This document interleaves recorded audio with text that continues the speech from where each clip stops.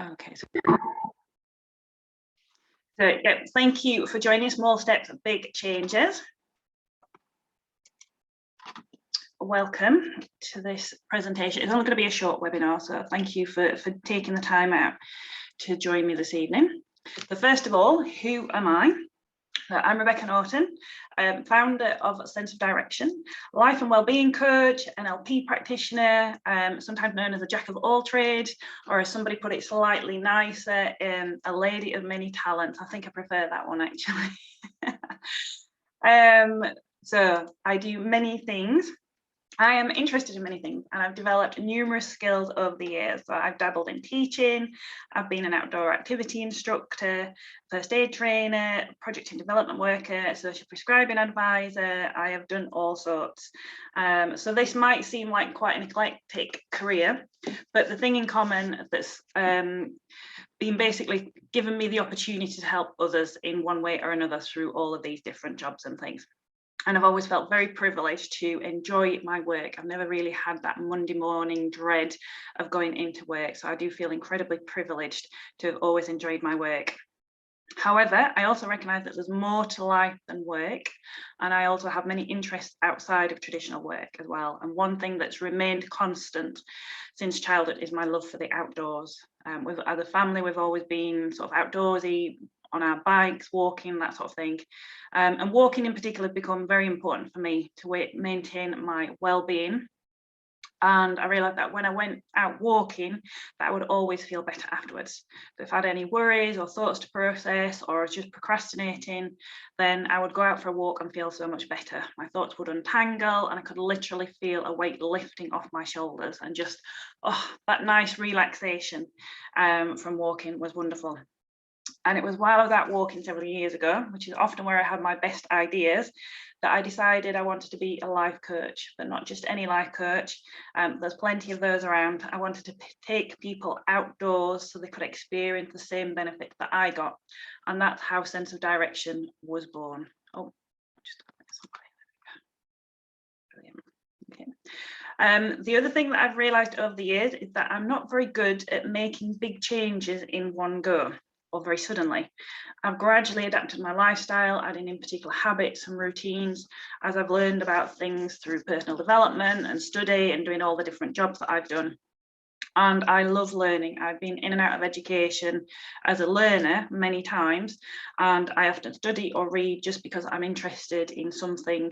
But I've also learned as well that the key to personal development is actually to implement what you learn and take action. So I have read many books over the years and been on many courses, and then I realized, I thought, why am I keep doing this? And I recognized I wasn't taking action. That's something that's really become important over the last few years. And so I hope that's why you are here this evening, because you want to make some changes in your life and you're ready to take some action. So if we change nothing and nothing changes. Or my favourite quote at the minute, which is, knowing and not doing is the same as not knowing.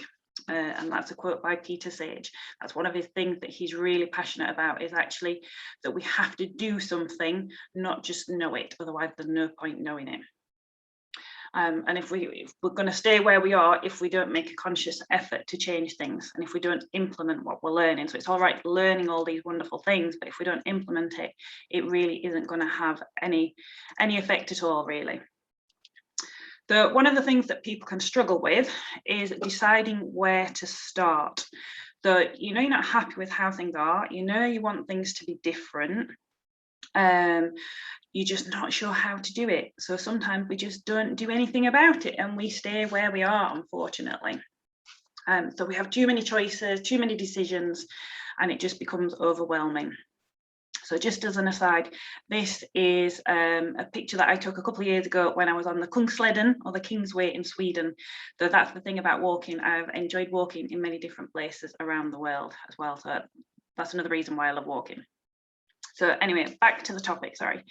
So when we don't do something, or we're not sure how to do it, what ends up happening is that we lead a life where we're constantly wondering, is this all there is? Maybe feeling slightly resentful that why are other people doing the things they want and we aren't? Or perhaps we get to a place where things are so uncomfortable that we have to take action. at which point we've probably got fewer options than if we'd addressed the situation earlier on. So I know change can feel overwhelming at times. The things that you want might just seem out of reach or just too big to contemplate. And when we allow ourselves to get caught up in this sort of thinking, we often end up procrastinating and not doing anything, or just feeling really uncomfortable and really stuck. So this is where I'm going to get you to start thinking. So have your pen and paper at the ready. So I have some questions for you, and I encourage you to make some notes for yourself as we go along. So have a think. What is your current circumstances and situation costing you now? So maybe that's a financial thing, maybe it's a time thing, maybe it's your health. So what are your current circumstances costing you?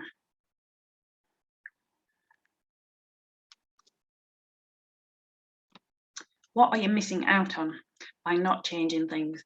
So is it maybe that you're not doing things that you want to do? Maybe you're too afraid to go out and about. Maybe there's something that you're missing out on just because you're not able to change.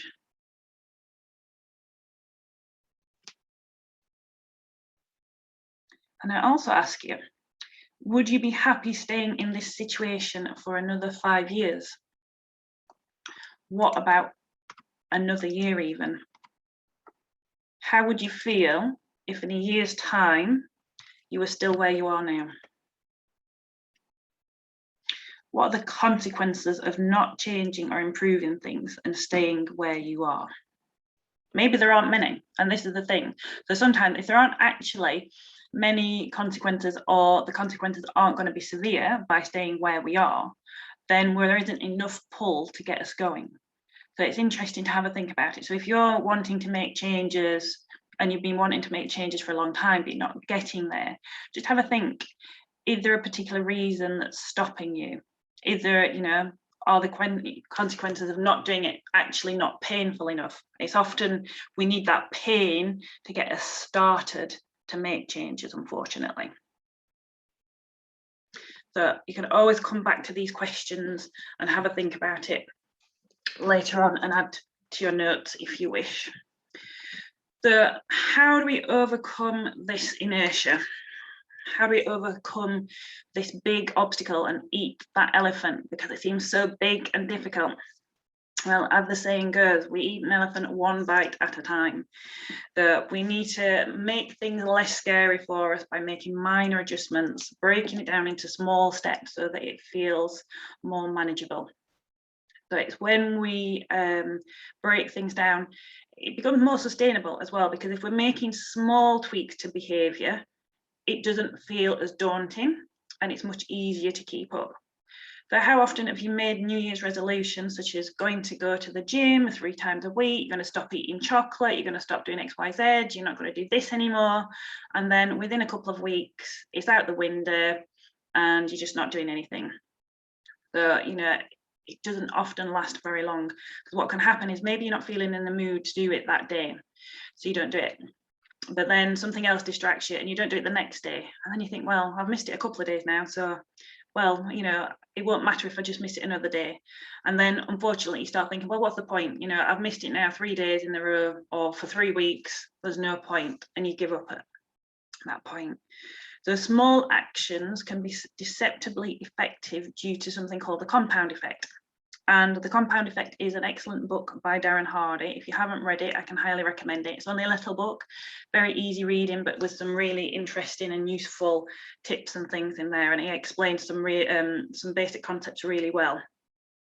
And I'm going to demonstrate to you, hopefully, this compound effect.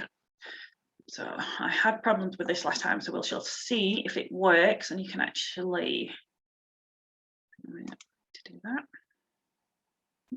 Find the right screen. Not that one. I got it ready because I had problems last time, so let me just see if I can. That's what I want, I think.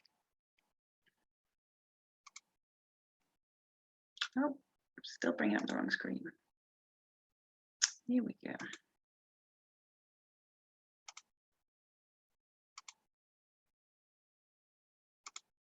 Okay. Right, you'll have to let me know if you can hear it all right. I think there was a problem with the sound last time. If not, I will share the link with you later.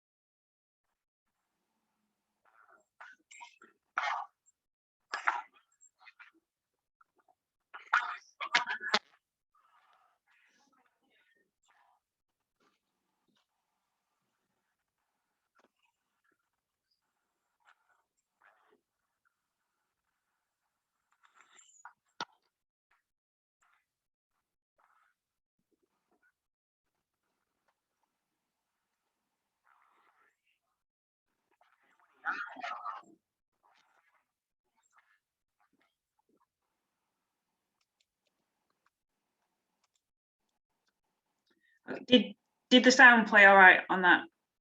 No. Did you get the picture though with the excellent?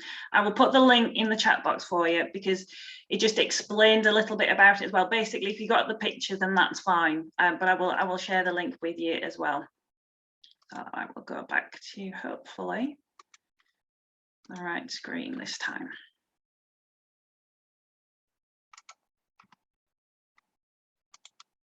Oop.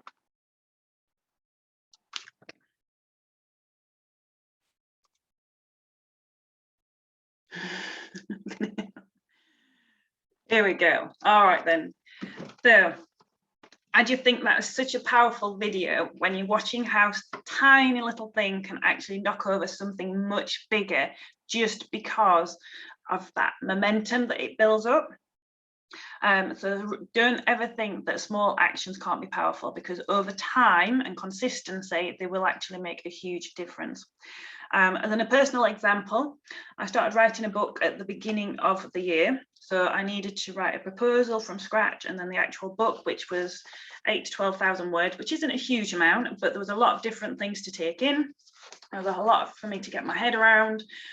So I just broke it down into making notes about my ideas for topics, then grouping them into chapters, and then just writing a little bit at a time. So each Saturday afternoon at the beginning of the year, I'd sit down and just wrote one chapter, and gradually I had my full book.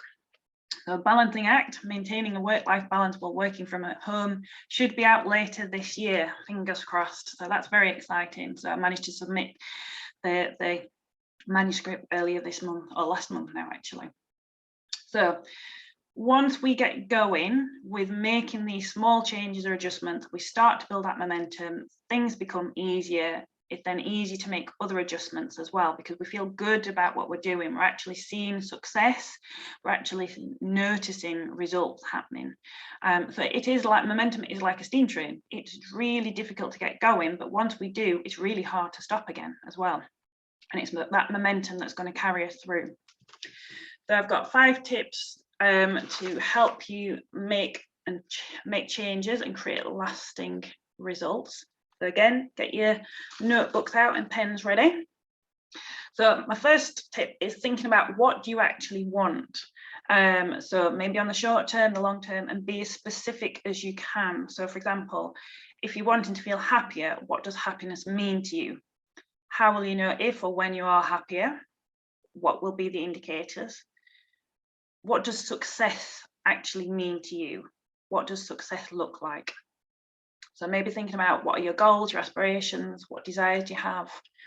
What do you want to be different, and what outcomes are you looking for?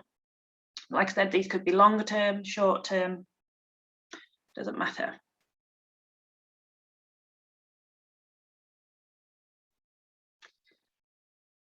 And again, if you just made a note there, so I love this quote from Alice in Wonderland as well. So Alice asked the Cheshire Cat, which road do I take? His response was a question, where do you want to go? I don't know, Alice answered. Then said the cat, it doesn't matter. So unless we know where we want to go, then it's really difficult to get there. You know, it's like using a sat nav. You've got to put a destination in for it to work. So think about what is your destination, where is it that you want to go, and then you can work backwards from that point. So being really specific is that first tip, what it is that you want to achieve. Tip number 2, know your why. Why do you want to achieve this? Why is this important to you? What are the benefits of making these changes? So just make a list of them. Think about how you'll feel at the end of it. Think about what will it allow you to do. Knowing these sorts of things and reminding yourself what the benefits are will help you to keep going when things get tough. There will always be obstacles, always barriers, always things that's going to challenge us, knock us off course, make us think why we're doing it. And this is why you've got to remember what the benefits are and think about why it is that it's so important to you to achieve what it is that you want to achieve. And tip 3 is breaking it down. Break it down into manageable steps. And if it still feels too big, then break it down further. So it should never feel completely overwhelming. It should challenge you a little bit, but it shouldn't feel too challenging that prevents you from starting. So again, as I mentioned briefly before, work backwards. So what is it that you want to achieve? And what do you need to do to get to that point where you can achieve it? So list all those individual steps. You might have sort of milestones. If it's a longer term goal, you might have some milestones along the way as well. So how will you know that you're on the right track?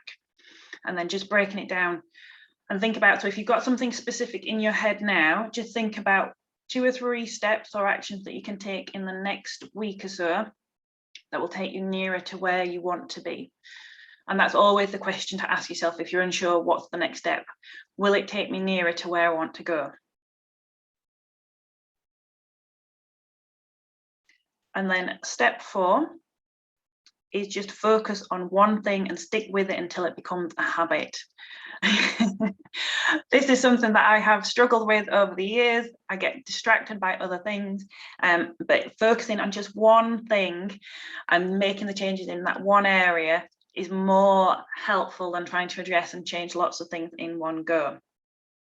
Otherwise, we just get overwhelmed or distracted. And again, we just tend to sort of drift off and not stick to what we want to do. So it's really important to focus on what you actually want rather than what you are avoiding. That is key as well.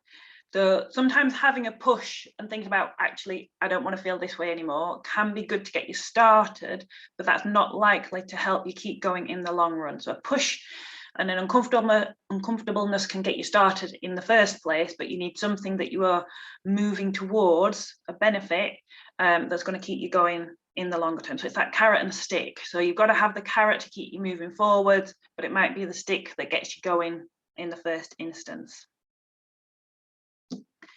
And then the last tip is sticky habits. So creating a new habit by sticking it onto something you already do. So for example, hopefully most people clean their teeth morning and evening. So it's something that we already do. So what can you link to that as a new behavior or a new habit? So for example, something that I've managed to do probably again beginning this year, I think I started. I've dabbled in meditation. I've wanted to do meditation for a long time, and I would do it here and there. I might do it after exercise, or maybe in the morning. I was too tired. If I did it at night, I'd just fall asleep. So think about, when can I do it that'll make it a habit? So what I realized was I'm often at my laptop nearly every day of the week. I sit down at my laptop to do my work. So I now use that as my trigger or my sticky habit. So when I sit down to turn my laptop on in the morning to do my work, I will now spend at least 5 minutes doing a meditation. And that's been really helpful. So now it is a sticky habit because I don't feel right turning on my computer in the morning without having sat down 5 minutes to do a meditation. So it's surprising that these things can actually make a really big difference to you by doing little things. I just noticed as well.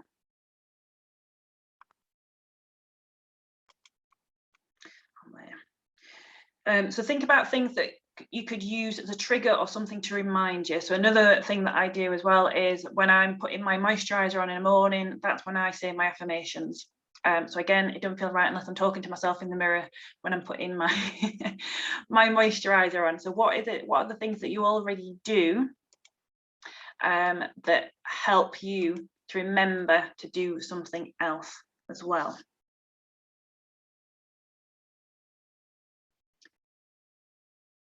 So I do want to remind you that change is possible when we tackle it in the right way. It can be long lasting, can make a really big difference to our lives as well. Just small steps consistently done will really lead to big results.